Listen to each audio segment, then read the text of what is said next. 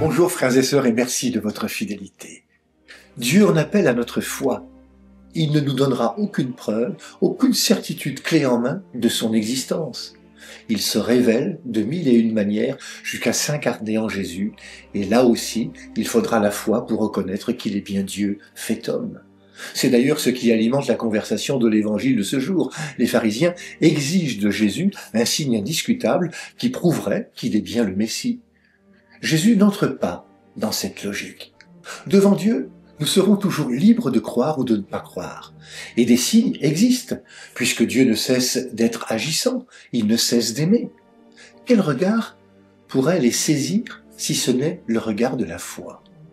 Les signes, nous les avons. C'est la conversion des cœurs qui se tournent vers Dieu et qui offrent au monde le témoignage d'une vie transformée, d'une vie bonne et au service. Des hommes et des femmes de toute culture, de toutes origines, de tout âge, qui acquièrent une confiance, même au cœur des tempêtes de la vie. Ils et elles gardent le cap parce que Dieu a pris place dans leur cœur.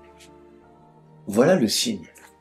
Dieu, personne ne l'a jamais vu, mais Jésus, lui, il a partagé notre humanité. Et le signe, c'est lui.